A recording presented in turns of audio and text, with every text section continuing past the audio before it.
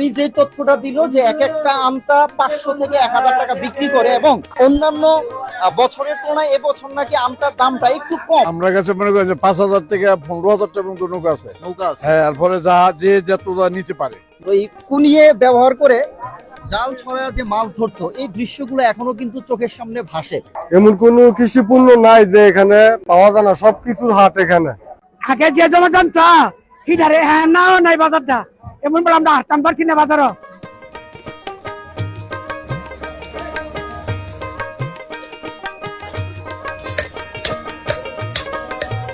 বাংলাদেশের একমাত্র রামচন্দ্রপুর বাজারেই এই ধরনের মাসকলাইয়ের ডালের তৈরি জিলাপি পাওয়া যায়।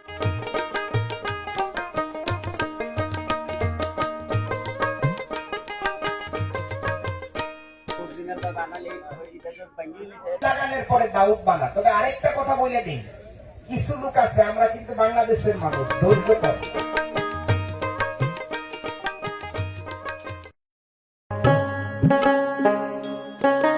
ইতিহাস ও ঐতিহ্যের ধারক রামচন্দ্রপুর বাজার। প্রাচীন সমতটের উত্তরে ঘেঁষা জনপদ কুমিল্লার মুরাদনগর উপজেলায় কয়েকশো বছরের গৌরবময় ইতিহাস সমৃদ্ধ এই রামচন্দ্রপুর বাজারটি একসময় 3 উপজেলার প্রাণকেন্দ্র ছিল, তথা মুরাদনগর, হোমনা ও বাঞ্ছরামপুর উপজেলা।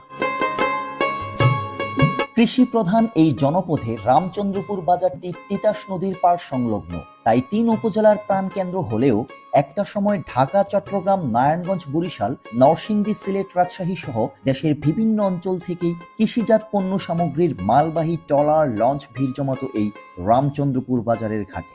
বর্তমান সময়েও রামচন্দ্রপুর বাজারে এই দৃশ্য দেখা গেলেও তা আগের তুলনায় খুবই সামান্য।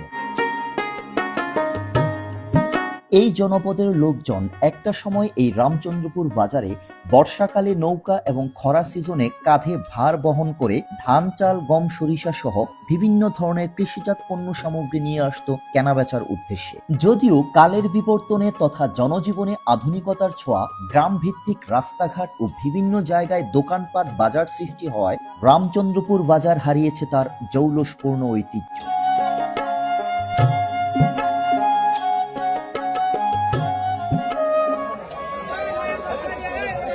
বন্ধুরা, আমি হাঁটতে হাঁটতে বাজারের দক্ষিণ প্রান্তে চলে আসছি, নৌকা বাজার আর কি, নৌকা এবং আন্তা বাজার একসাথে। তো এখানকার কয়েকজন ক্রেতা এবং বিক্রেতার সাথে দেখে একটু কথা বলার চেষ্টা করব। নৌকা বাজারে এসে এখানকার যে কয়েকজন বিক্রেতা যারা আছেন, এক ভাই আছে, আমি ভাইয়ের সাথে মোটামুটি একটু কথা বলছি, বাজার সম্পর্কে একটু জানার চেষ্টা করছি। তারপর আমি অন স্ক্রিনে সরাসরি একটু ভাইয়ের সাথে একটু কথা বলি। ভাই, আসসালামু আলাইকুম, কি নাম আপনার? আসসালাম, মোহাম্মদ বাবুল আহমেদ। বাবুল আহমেদ। তা আপনি কি এখানকার পাইকারি বিক্রেতা? আমি পাইকারি বিক্রেতা। আচ্ছা, আমাকে একটা তথ্য দিবেন যে এই নৌকাগুলো আসলে কি কাঠ দিয়ে তৈরি? এগুলা এটি আপনার বিভিন্ন ধরনের কাঠ, যেমন মনে করেন যে আমরা পাকিস্তান পিরিয়ডে উড়িকাপের নাও কিনছি, এই কাঠ আমরা গাছ কিনছি, বয়স হলো 60-70 বছর। এখন মনে করেন যে আপনার গাছ হলো 10 বছর 15 বছর। তো আগিলা উড়িকাপের লোক, এখন উড়িকাপ এখনকার উড়িকাপ কিন্তু মিলতো না। এখন আচ্ছা। কিনা তারক এটা সঠিক এই কাঠ বুঝা নিতে পারতো না, এটা কি কাঠ অ্যাকচুয়ালি এটা বুঝা আগের দিনের যে উড়িকাপ, যে কথাটা আমি বলি যে দুরন্ত শৈশবের কিন্তু এই বিষয়গুলো কিন্তু আমাদের দৃষ্টিগোচর, যে যে কোনো জিনিসই আগের যে জিনিসটার ধাঁচটা কিন্তু এখন পাওয়া যায় না। যে জিনিসটা বললো যে 50-60 বছর একটা গাছের বয়স থাকতো, এখন মাত্র 10-15 বছর বয়স থাকে একটা গাছের। ওটা মজবুত বা হয় না, এটা পুরনো হয় না, শরীর শক্তি নেই। এটা আমরা 2-4 বছরের গ্যারান্টি দিয়ে আমরা বিক্রি করি। এক একটা নৌকা আপনারা কত করে বিক্রি করেন? এই যে একটা নৌকা লোক ভাঙ্গানগরের উনি থেকে একটা নৌকা বিক্রি করছি আমি, আপনি জিজ্ঞেস করেন আপনি কত টাকা করে নিছেন? 6700 টাকা। 6700 টাকা দিয়ে নিছেন। আমি একটা তথ্য আপনার কাছ থেকে জানবো, সর্বনিম্ন কত টাকা হতে শুরু করে সর্বোচ্চ কত টাকা পর্যন্ত নৌকা আছে আপনার কাছে? আমরা কাছে মনে করেন যে 5000 থেকে 15000 টাকা পর্যন্ত নৌকা আছে। নৌকা আছে, হ্যাঁ, আর ফলে যে যতটা নিতে পারে। ছোট বড় সাইজ অনুযায়ী, কাঠের পার্থক্য অনুযায়ী দাম। উড়িকাপ ছাড়াও অন্যান্য কাঠ দিয়ে তো তৈরি, অন্যান্য কাঠ দিয়ে আমরা নৌকা বিক্রি করি। কাঠটা যদি একটু ভালো হয় তাহলে কি আপনার ওই দাম বাড়ে, মূল্যটা বাড়ে। হ্যাঁ, আর কাঠটা খারাপ হলে আপনার দাম কমে। আচ্ছা, আপনার এখানকার যে মিস্ত্রি, আপনার মিস্ত্রি কি কেউ একজন আছে? আচ্ছা, এই নাওয়ের কারিগর হচ্ছেন আপনি, না? কি নাম আপনার? আমার নাম স্বপন। আচ্ছা, এক একটা নৌকা তৈরি করতে আপনার কতদিন সময় লাগে? এক নৌকা মানলে ভালো মানলে একদিন লাগে। আমরা তিনজনের তিনজন একদিন লাগে। তো মোটামুটি 3টা লোকের শ্রম লাগে, অর্থাৎ একটা একটা নৌকা সম্পূর্ণ বাধাই কাজ শেষ করতে 3 জন লোকের সম্পূর্ণ একটা দিন সময় লাগে। কতদিন যাবত এই পেশার সাথে জড়িত? প্রায় 40 থেকে 48 বছর ধরে এটা পেশা আমার। 40 থেকে 48 48 বছর, বছর মানে আমাদের পেশা। জন্মেরও আর- বহুত আগে থেকে। আবার আমি আরেকটা বলি আপনাদের, আমার নৌকাটা কিনতে দেরিব। এই যে একটা লোক দেখছেন ব্যানগাড়ি, এই যে 3 জন হ্যাঁ। ব্যানগাড়ি, হ্যাঁ, নৌকাটা কিনতে দেরি, তার ব্যানগাড়ি করে তার বাড়িতে নিয়ে পৌঁছাই দিতে দেরি হয় না। ঠিক আছে, আমরা পৌঁছাই দিই। হ্যাঁ, আমরা আচ্ছা। পৌঁছাই দিই। পয়সাও কম, খাজনাও কম, দামও কম। কথা বুঝছেন? খাজনা হলো এমন একটা খাজনা হলো, হ্যাঁ রে, খুশি আছে তাদের, তাই সে রায়, কোনো জোর নাই, প্রচুর নাই, বিভিন্ন কোনো অত্যাচার নাই। আমি বাংলাদেশের প্রত্যন্ত অঞ্চলগুলোর বাজারগুলোতে যেহেতু আমি ভিডিও মেক করি, আমার কিন্তু অনেকটা তিক্ত অভিজ্ঞতা আছে। ম্যাক্সিমাম যখন ক্যামেরা নিয়ে যখন বাজারগুলোতে ধরি, আমতা বাজার হোক, মাছ বাজার হোক, গরু বাজার হোক বা নৌকার বাজার হোক, সবারই একটা অভিযোগ যে ভাই খাজনার অত্যাচারে এই বাজারে আর আসতে মনে চায় না। তো এই জায়গাটা ভাইয়ের কাছে যে তথ্যটা জানলাম, এই জায়গা দিয়ে রামচন্দ্রপুর বাজার খুব শিথিল অবস্থায় আছে আর কি এখন। সারা বাংলাদেশে দেখেন কত সমস্যা চলতেছে, কিন্তু আল্লাহ মতে আমাদের রামচন্দ্র গোলাম মহিউদ্দিন মোল্লা, উনি রামচন্দ্র খুবই শীতল লাগছে, খুবই শীতল লাগছে। সব এর থেকে জেট পর্যন্ত সব জায়গা আলহামদুলিল্লাহ খুব ভালো আছি।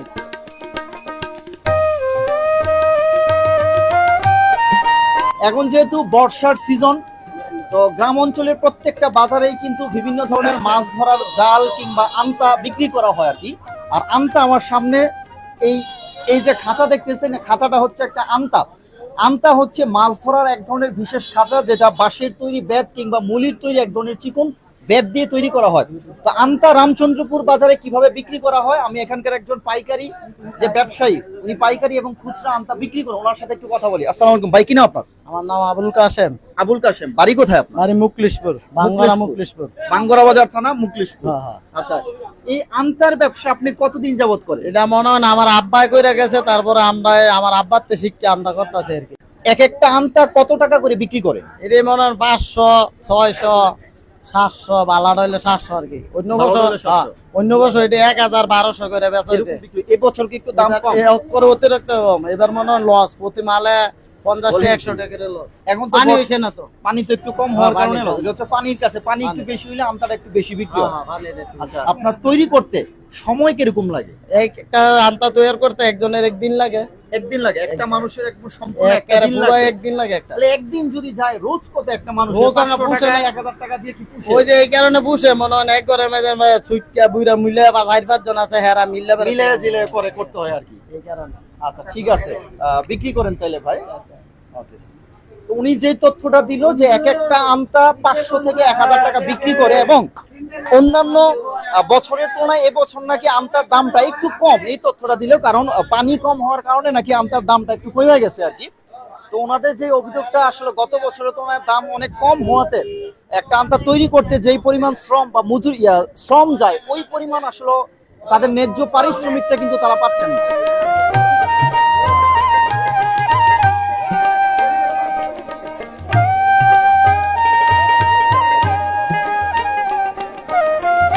এই জালকে বলা হয় কুনি জাল বা ঝাঁকি জাল।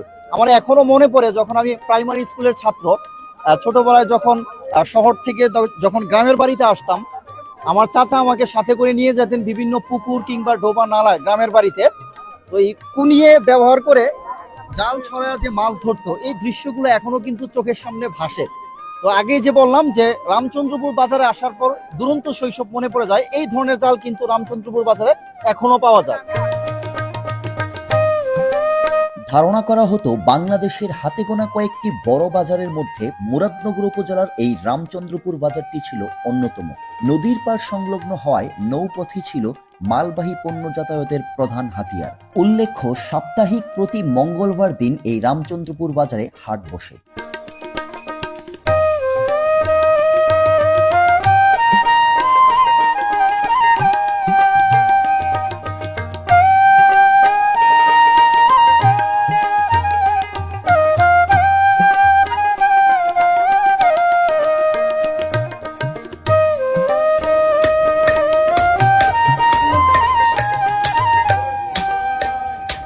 তা আগে খুব ভালো বাজার ভালো আছিল, রাত কেমন তো আমার কাস্টমার আছিল, ওখানে দিনও কাস্টমার, রাত্রে কাস্টমার হয় না। এই বাজারটার মধ্যে একটা বাথরুমও নাই, বালাতে মাইসে গিয়া বাথরুম করবো সেটাও নাই। দুনিয়ার ঝামেলা করে থাকে এই বাজারের মধ্যে, কোনো 12টার পরে একটা লোক থাকে না, অনেক আর বেচাকেনা আমরা তো অনেক কম। আমরা 40 টাকা নিচ্ছি না, ব্যাপক পরিচিতির জন্য এই মুহূর্তে প্রতিটা মলমের মূল্য নিচ্ছি মাত্র 20 টাকা, 20 টাকা, 20 টাকা।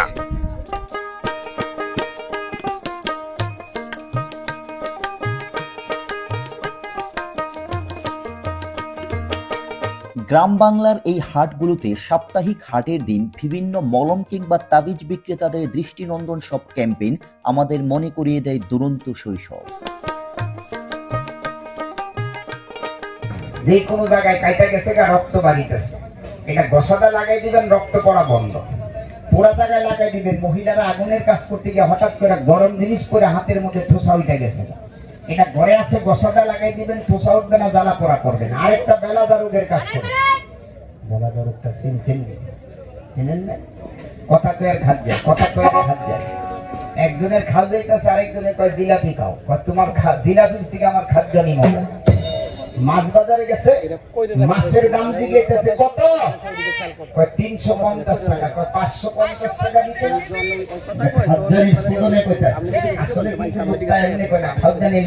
সকালবেলা দেখবেন দাউদের দাগ নাই, 3টা দিন লাগানোর পরে দাউদ বানা। তবে আরেকটা কথা বলে দিই, কিছু লোক আছে, আমরা কিন্তু বাংলাদেশের মানুষ, ধৈর্য কম। এখন এই দাউদের মধ্যে লাগাইছেন, দাউদ শুকিয়ে গেছে, আর লাগান লাগতো না, ঘরে থিয়ে দেয়। এমন কোনো কৃষি পণ্য নাই যে এখানে পাওয়া যায় না, সবকিছুর হাট এখানে, ঐতিহ্যবাহী হাট, অনেক বড় হাট। কিন্তু চট্টগ্রাম যায় এখান থেকে মাল বিভিন্ন ডিস্ট্রিক্টে যায়, চট্টগ্রাম যায়, খাতুনগঞ্জ যায়, এরপরে আপনার এই নিতাইগঞ্জ যায়, নারায়ণগঞ্জ যায়, কমলাঘাট যায়, সিলেট যায়, নরসিংদী যায়, ভৈরব যায়, সব জায়গায় মাল এখান থেকে আমদানি রপ্তানি হয়। এখন জায়গায় জায়গায় মোকাম হওয়ার কারণে এই হাটটা একটু নিম্নমুখী হয়ে গেছে। আগে এখানে অনেক অনেক লস আইসিআই আমাদের লস টার্মিনালে ভিড়তো, প্রায় 40-45টা লস আমার বয়সে আমি ছোট সময় দেখছি। এই টার্মিনালের মধ্যে 40-45টা লস এখানে ভিড়তো। এখন বর্তমানে কোনো লস একবারে কম, বেশি 2-3টা লস নারায়ণগঞ্জে যায়, নরসিংদীর লসও নাই, ঢাকার লসও নাই, এই কম, একেবারে কম। এখন গাড়ির রাস্তাটা হইয়া লঞ্চের যাতায়াতটা বন্ধ হয়ে গেছে। আগে যে জমা জানতা হিডারে হ্যাঁ নাও নাই বাজারটা, এমন বলে আমরা আসতাম পারছি না বাজারও 70 টাকা এমন জমজমা আছে, এটা মনে হয় হ্যাঁ নাই। আর আমরা এমন ন্যাংটা থাকতে আসতামও পারছি না, বুঝলেননি? যে আমার চাষা বাবে বাড়িতে তো আন্তরিক করছে। মুরাদনগরের মধ্যে এই রামচন্দ্রপুর বাজারে মাসকলাইয়ের ডাল দিয়ে যে একটা জিলাপি তৈরি করা হয়, সারা বাংলাদেশের কোথাও এই জিলাপিটা পাওয়া যায় না। ছোটবেলায় আমার নানা ভাইয়ের মুখ থেকে গল্প শুনতাম যে রামচন্দ্রপুর বাজারের কাঠ বাজারের গল্প, বাঁশ বাজারের গল্প, অনেক দূর দূরান্ত থেকে ট্রলার, নৌকা, লঞ্চে করে মানুষ এই কাঠ নিয়ে আসতো, বাঁশ নিয়ে আসতো বেচা কেনার উদ্দেশ্যে আর কি। তো এই বাজারের পুরাতন যে একটা ট্রেডিশন, মানে যে ঐতিহ্যটা আছে, এই জিনিসটা কিন্তু এখন আর বর্তমানে কিন্তু নাই। তো আমি একটু এখানকার যে একজন বিক্রেতা ভাইয়ের সাথে একটু কথা বলি যে বর্তমানে রামচন্দ্রপুর বাজারের এই কাঠ বাজার, বাঁশ বাজারের বর্তমান পরিস্থিতি কেমন, একটু কথা বলি। ভাই কি নাম আপনার? আমার নাম হলো মঙ্গল ব্যাপারী। আসসালামু আলাইকুম। জি, মঙ্গল ব্যাপারী। আচ্ছা, আপনি কতদিন যাবত এই পেশার সাথে জড়িত? আমি 22 বছর যাবত। 22 বছর? আমরা একটু সাইডে দাঁড়াই, যেহেতু ওনারা কাঠ আনা নেওয়া করতেছে। 22 বছর যাবত। আচ্ছা, তো 22 বছর শুরুর দিকে যে ব্যবসা করতেন, অর্থাৎ রামচন্দ্রপুর বাজারে 22 বছর, 20 বছর আগে, 15-20 বছর আগের যে পরিস্থিতি ছিল, কাস্টমার যেরকম আসতো বা বেচা কিনা আপনারা যেমন করতেন, তখনকার পরিস্থিতি এখনকার পরিস্থিতি পার্থক্য কেমন? অনেক পার্কেট। আগে আপনার সোমবারে আমরা ট্রলারে মাল আইতো, নামানোর সাথে সাথে মোটামুটি 12 টাকা বেচতে পারতাম। আর এখন আপনার সোমবার যখন, মঙ্গলবারও মানে বেচা কিনি মানে ক্রেতার দিকে তাকাই থাকতে হয়, কাস্টমার নাই। আগে যে কাস্টমার ছিল, যে বেচা কিনি ছিল, এখন এই বেচা কিনিটা নাই, অনেক দুর্বল হয়ে গেছে।